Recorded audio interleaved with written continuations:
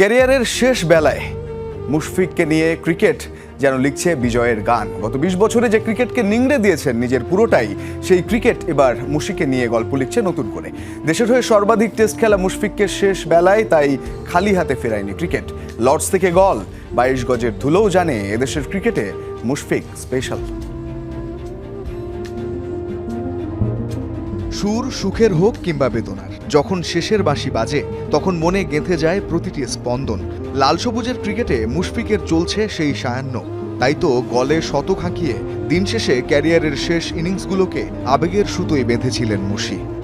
Almost end of my career, তো every innings is very special for me.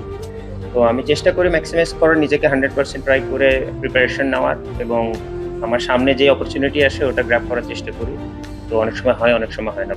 Mushfiq শান্তর ব্যাটে দেখতে চেয়েছিলেন গলে নিজের করা ডাবল সেঞ্চুরির একটা প্রতিচ্ছবি। অপর প্রান্তে দাঁড়িয়ে সেই মুশফিক শান্তকে ফিরে যেতে দেখেছেন ১৪৮ রানে। তবে কি আরও একবার ওই মুশির ব্যাটেই হবে ডাবল? প্রশ্নটা উত্তর খুঁজে পাচ্ছিল মুশফিক যখন সপ্তমবারের মতো টেস্টে ১৫০ পেরিয়ে গেলেন তখনও। তবে বৃষ্টির আগে যে জীবন পেয়েছিলেন মিস্টার ডিপেন্ডেবল, ৫২৯ মিনিটের সেই ধৈর্য ভাঙল ১৬৩ রানে গিয়ে। রবীন্দ্রনাথের ছোট গল্পের মতো গলে মুশফিকের এই ইনিংসটা যেন শেষ হইয়াও হইল না শেষ। শুরুটা তো আজকে নয়, ২০০৫ সালে লর্ডসে লাল বলে অভিষিক্ত সেই ছোট্ট মুশফিক গত ২০ বছর ধরে ব্যাট হাতে সামলেছেন নিজের উইকেট, বাড়িয়েছেন দেশের ক্রিকেটের স্ট্যান্ডার্ডকেও। এই যেমন গলে গড়লেন আরও এক ইতিহাস। ক্যারিয়ার জুড়ে আন্তর্জাতিক ক্রিকেটে একটাও বল করেননি যে সমস্ত ক্রিকেটার, তাদের মধ্যে সবচেয়ে বেশি ১৫,৪৬১ রান নিয়ে সবার উপরে ছিলেন অ্যাডাম গিলক্রিস্ট। সেই রেকর্ড ভেঙে এই তালিকায় এখন সবার উপরে মুশফিক। টেস্টে বাংলাদেশের সর্বোচ্চ ৬টি জুটির ৫টিতেই আছে মুশফিকের নাম।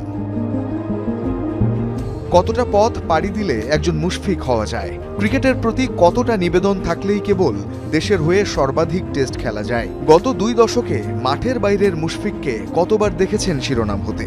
দ্রাবিড়, রুট, উইলিয়ামসনদের নিয়ে চাইলেই আপনি পরিসংখ্যানের লড়াইয়ে নামতে পারেন।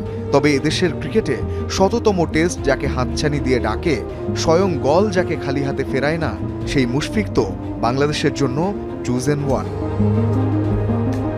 সুর সুখের হোক কিংবা বেদনার, যখন শেষের বাঁশি বাজে তখন মনে গেঁথে যায় প্রতিটি স্পন্দন।